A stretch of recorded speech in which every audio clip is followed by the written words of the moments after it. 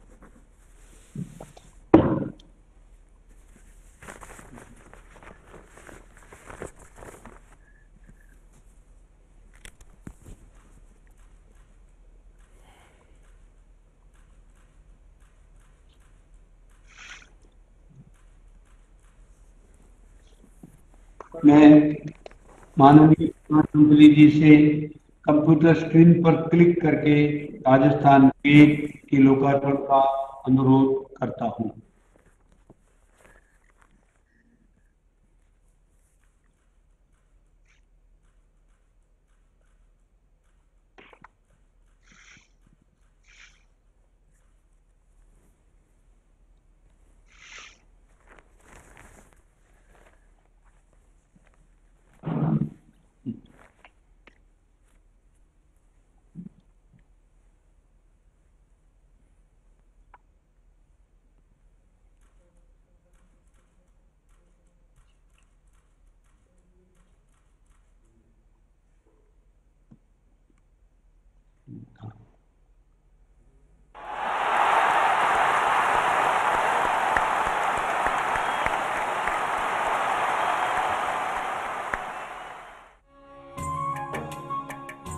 राजस्थान के इतिहास का आज एक स्वर्णिम दिन, एक ऐतिहासिक पल है जब देश के प्रधानमंत्री माननीय नरेंद्र मोदी जी ने राजस्थान की राजधानी जयपुर में पत्रिका गेट का लोकार्पण किया है।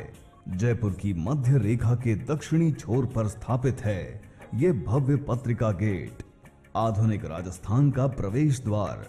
राजस्थान पत्रिका की तरह ही राजस्थान का सिरमौर, एक ऐसा गौरवशाली अखबार जो आज दुनिया भर में अपनी निष्पक्ष, निर्भीक और निस्वार्थ पत्रकारिता के लिए जाना जाता है। इसी गौरव की अनुभूति है 81 फुट ऊंचा और 108 फुट चौड़ा ये भव्य और अति विशाल पत्रिका गेट। इसके 9 गेट और उनके ऊपर बने झरोखे, छतरियां व बारादरियां समूचे राजस्थान के 9 विभिन्न अंचलों, मारवाड़ से मेवाड़, शेखावटी से ढूंढाड़, अजमेर से ब्रज, हाड़ौती से गोडवाड़ और वागड़ की समृद्ध सांस्कृतिक विरासत और स्थापत्य कला की पहचान है। जयपुर की सेंट्रल स्पाइन के एक ओर दक्षिण छोर पर पत्रिका गेट है तो दूसरी ओर पूर्वी छोर पर ऐतिहासिक गढ़ गणेश। पत्रिका गेट नवग्रहों के आधार पर बसाए गए जयपुर की वास्तु को संपूर्णता देता है। पत्रिका के संस्थापक स्वर्गीय कर्पूर चंद्र कुलिश ने कहा था कि जो कुछ भी समाज से अर्जित किया है उसे किसी न किसी रूप में समाज को वापस लौटाना चाहिए। इसी ध्येय वाक्य से प्रेरित होकर पत्रिका ने हरियाणा राजस्थान, अमृतम जलम, एक मुट्ठी अनाज योजना, कारगिल शहीद परिवार कोष जैसे कितने ही सामाजिक सरोकारों को एक मिशन के रूप में पूरा किया है। कोरोना काल में जहां भ्रामक जानकारियों के बीच पत्रिका ने प्रामाणिक सूचनाएं और तथ्य पाठकों तक पहुंचाए, वहीं इस महामारी से संघर्ष करने वाले कर्मवीरों का सम्मान भी किया है। पत्रिका गेट राज्य सरकार की अनुमति से जयपुर विकास प्राधिकरण के मिशन अनुपम के तहत राजस्थान पत्रिका समूह द्वारा बनाया गया है। इसे विश्वविख्यात वास्तुकार अनूप बरतरिया ने डिजाइन किया है। ये प्रतीक है दुनिया भर के पाठकों की अटूट आस्था और विश्वास का जो उन्होंने राजस्थान पत्रिका में व्यक्त किया है। इसी स्नेह के प्रति कृतज्ञता का भाव मन में रखते हुए आज पत्रिका गेट जन जन को समर्पित करते हैं। और दायित्वपूर्ण पत्रकारिता के अपने संकल्प को पुनः दोहराते हैं।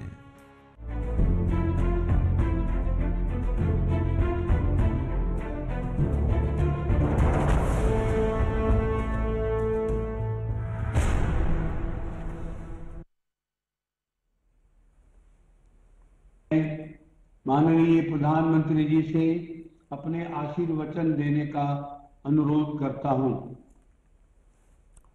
नमस्कार। राजस्थान के गवर्नर श्रीमान कलराज मिश्र जी, राजस्थान के मुख्यमंत्री मेरे मित्र श्रीमान अशोक गहलोत जी, राजस्थान पत्रिका के श्रीमान गुलाब कोठारी जी, पत्रिका समूह के अन्य कर्मचारीगण, मीडिया के साथी, देवी और सज्जनों, गुलाब कोठारी जी और पत्रिका समूह को संवाद उपनिषद और अक्षर यात्रा इस पुस्तकों के लिए, इस रचना के लिए और देश की भावी पीढ़ी को अतीत के साथ संवाद करने के लिए, प्रेरित करने के लिए मैं बहुत बहुत शुभकामनाएं देता हूं। ये पुस्तकें साहित्य और संस्कृति दोनों के लिए अनुपम उपहार है। आज मुझे राजस्थान की संस्कृति को प्रतिबिंबित करने वाले पत्रिका गेट को भी समर्पित करने का अवसर मिला है। वैसे तो राजस्थान पत्रिका अखबार के रूप में हर दिन लोगों के घर के दरवाजे खोलता है और पढ़ने के बाद मन के दरवाजे खोलता है। लेकिन आज राजस्थान को एक तोहफे के रूप में गेट मिल रहा है। ये स्थानीय निवासियों के साथ ही वहां आने वाले पर्यटकों के लिए भी आकर्षण का केंद्र बनेगा। इस प्रयास के लिए भी आप सभी को बहुत बहुत बधाई देता हूं। साथियों, किसी भी समाज में समाज का प्रबुद्ध वर्ग, समाज के लेखक या साहित्यकार ये पथ प्रदर्शक की तरह होते हैं। एक प्रकार से समाज के शिक्षक होते हैं। स्कूली शिक्षा तो खत्म हो जाती है, लेकिन हमारे सीखने की प्रक्रिया पूरी उम्र चलती है, प्रतिदिन चलती है। इसमें बड़ी ही अहम भूमिका पुस्तकों और लेखकों की भी है। हमारे देश में तो लेखन का निरंतर विकास भारतीयता और राष्ट्रीयता की यात्रा के साथ साथ चले हैं। स्वतंत्रता संग्राम के दौरान लगभग हर बड़ा नाम कहीं न कहीं से लेखन से भी जुड़ा था। हमारे यहां बड़े बड़े संत, बड़े बड़े वैज्ञानिक भी लेखक और साहित्यकार रहे हैं। मुझे खुशी है उस परंपरा को जीवंत रखने का आप सब लगातार प्रयास कर रहे हैं। और बड़ी बात ये भी है कि राजस्थान पत्रिका समूह इस बात को खुद कहने का साहस रखता है कि हम विदेशों के अंधानुकरण की दौड़ में शामिल नहीं है। और अभी भी गुलाब जी बोल रहे थे, आप भारतीय संस्कृति, भारतीय सभ्यता और मूल्यों के संरक्षण को, उन्हें आगे बढ़ाने को प्राथमिकता देते हैं। गुलाब कोठारी जी की ये पुस्तकें, संवाद, उपनिषद और अक्षर यात्रा भी इसका जीता जागता प्रमाण है।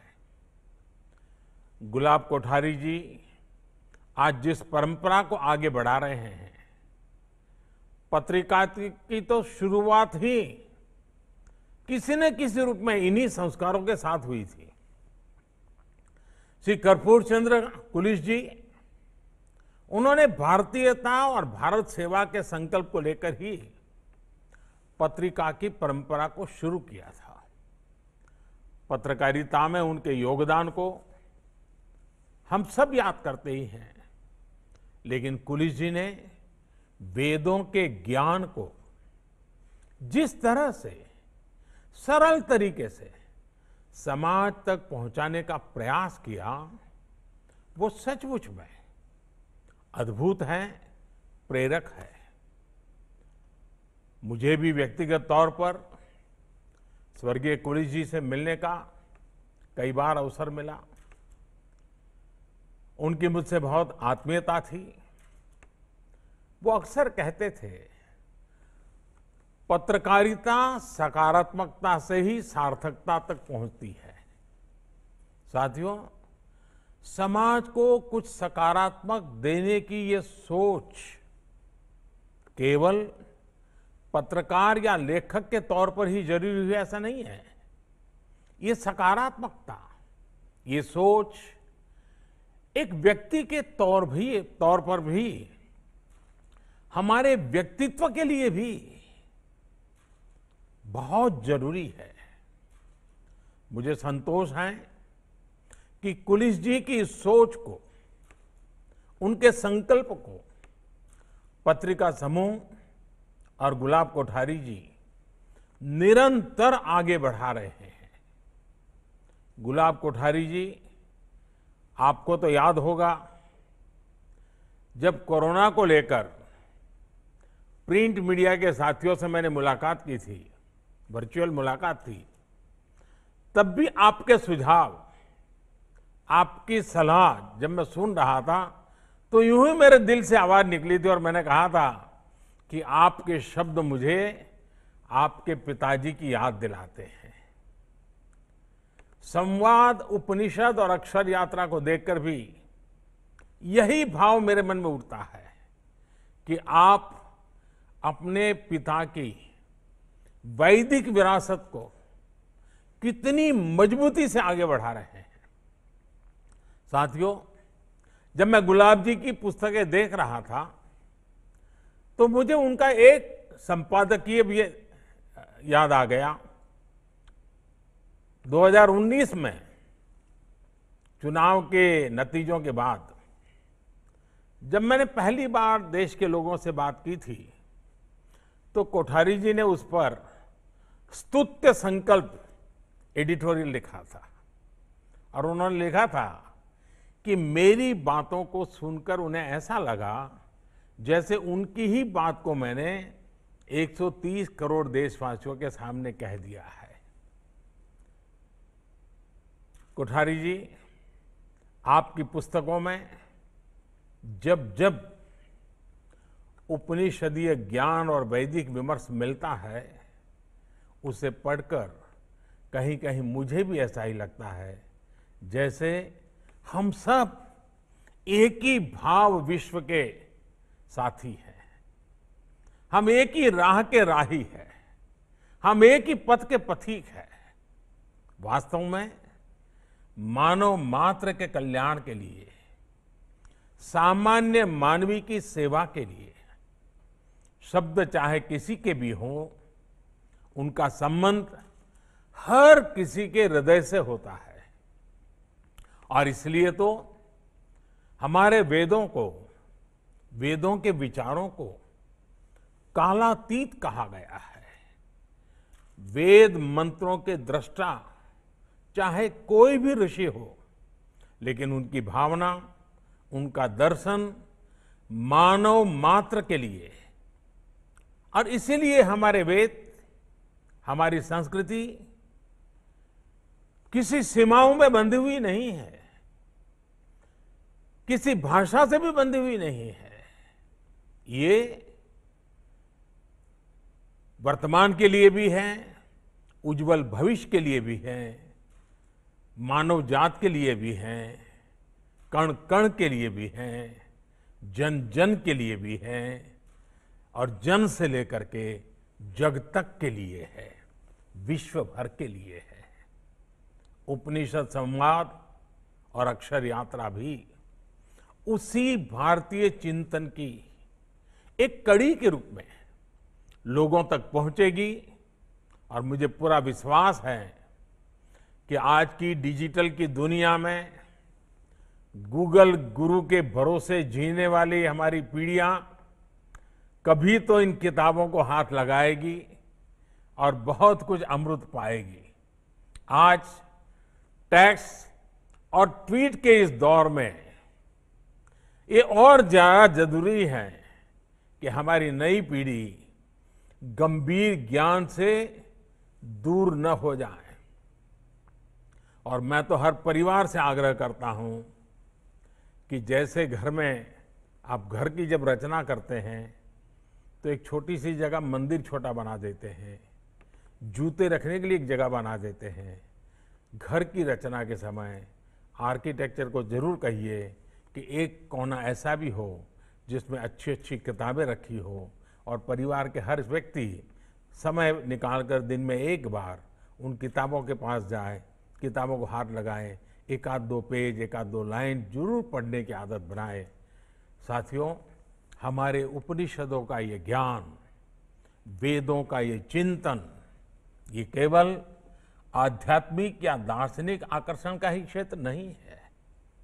वेद और वेदांत में सृष्टि और विज्ञान का भी दर्शन है। अगर आज हम क्लाइमेट चेंज की चर्चा करें तो हमारा एक पूरा वेद पर्यावरण को समर्पित है। आज विश्व जिन समस्याओं से जूझ रहा है उसकी चर्चा हजारों साल पहले हुई है। कितने ही वैज्ञानिकों को इसने आकर्षित भी किया है, कितने ही वैज्ञानिकों ने इसमें गंभीर रुचि भी दिखाई है। हम सब ने निकोला टेस्ला का नाम सुना ही होगा। टेस्ला के बिना ये आधुनिक विश्व आज ऐसा नहीं होता जैसा हम देख रहे हैं। आज से एक सदी पहले जब स्वामी विवेकानंद जी अमेरिका गए थे तो निकोला टेस्ला से उनकी मुलाकात हुई थी। स्वामी विवेकानंद जी ने टेस्ला को जब उपनिषदों के ज्ञान, वेदांत की ब्रह्मांड व्याख्या के बारे में बताया था तो वो हतप्रत थे।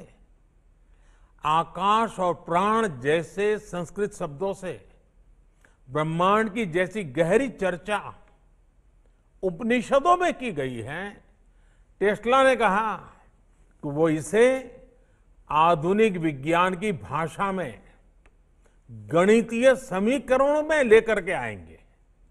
उन्हें लगा था कि वो इस ज्ञान से विज्ञान की सबसे गूढ़ पहेलियों को सुलझा सकते हैं। हालांकि बाद में कई और रिसर्च हुई, जो चर्चा स्वामी विवेकानंद जी और निकोला टेस्ला की हुई थी, अलग तरीके से वो चीजें आज हमारे सामने आई हैं। आज भी काफी रिसर्च हो रही है, लेकिन कहीं न कहीं ये एक प्रसंग हमें अपने ज्ञान को लेकर पुनर्चिंतन करने को प्रेरित करता है। आज हमारे यहां युवाओं को इस दृष्टि से भी जानने, सोचने और समझने की जरूरत है, और इसलिए संवाद उपनिषद जैसी पुस्तक अक्षर की यात्रा पर इतना गहन मंथन, ये हमारे युवाओं के लिए एक नया आयाम खोलेगी, उन्हें वैचारिक गहराई देगी। साथियों, अक्षर हमारी भाषा की, हमारी अभिव्यक्ति की पहली इकाई होती है। संस्कृत में अक्षर का अर्थ है जिसका क्षरण न हो, यानी जो हमेशा रहे। विचार की यही शक्ति है, यही सामर्थ्य है। हजारों साल पहले जो विचार, जो ज्ञान किसी ऋषि, महर्षि, वैज्ञानिक, दार्शनिक ने हमें दिया, वो आज भी संसार को आगे बढ़ा रहा है। इसलिए हमारे उपनिषदों में, हमारे शास्त्रों में अक्षर ब्रह्म की बात कही गई है। अक्षरम ब्रह्म परमम, अक्षरम ब्रह्म परमम, ये सिद्धांत दिया गया है। हमारे शास्त्रों में कहा गया है, शब्द ब्रह्माणि निष्णातः परम ब्रह्मादि गच्छति, यानी शब्द ही ब्रह्म है। जो इस शब्द ब्रह्म को पूरी तरह जान लेता है, वह ब्रह्मत्व को, ईश्वरत्व को पा लेता है।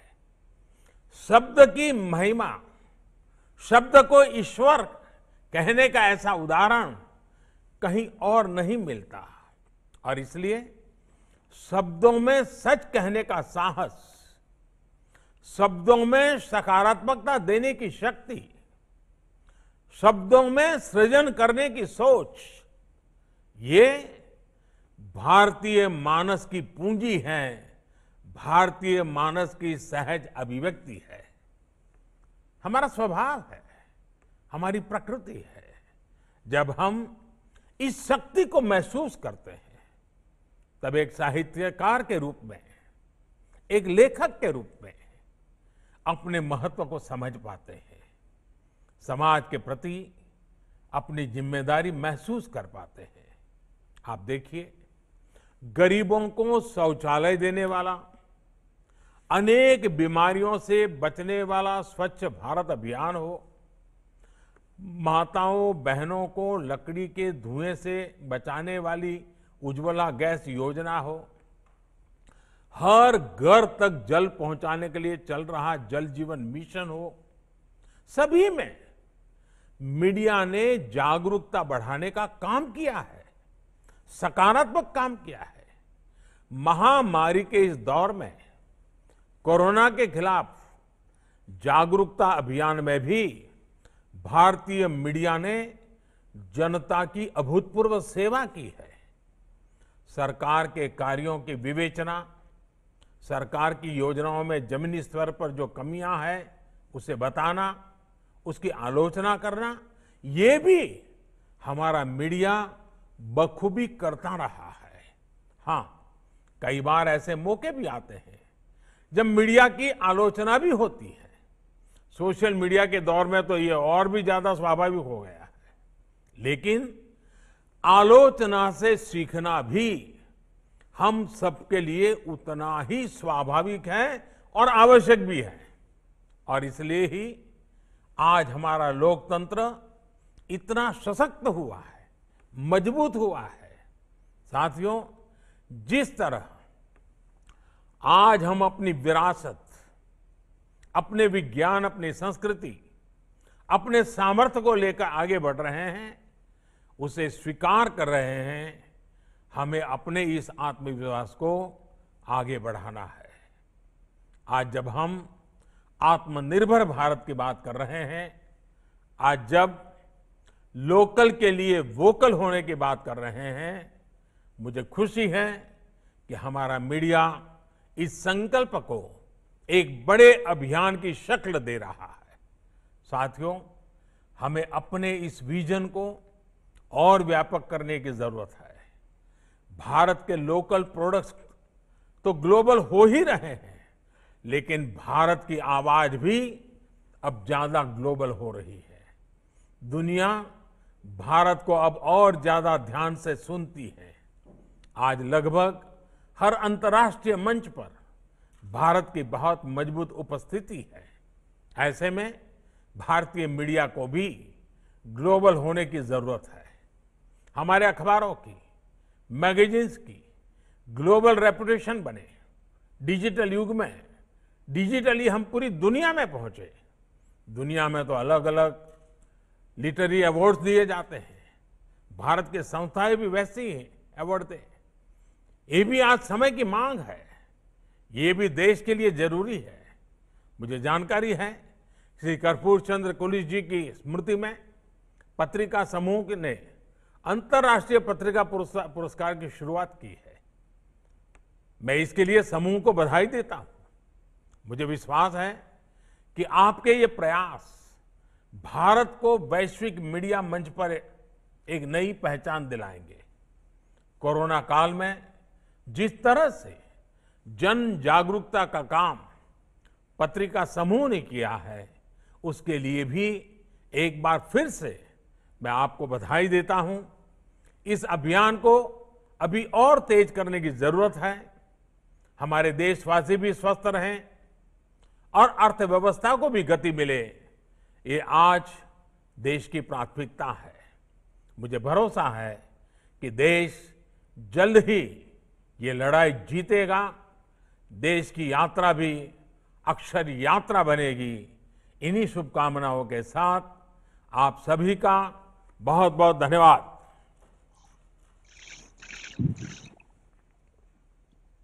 जिस हृदय में कृष्ण रहते हैं, उस हृदय के केंद्र से मैं आप श्रीमान का आभार व्यक्त करता हूं।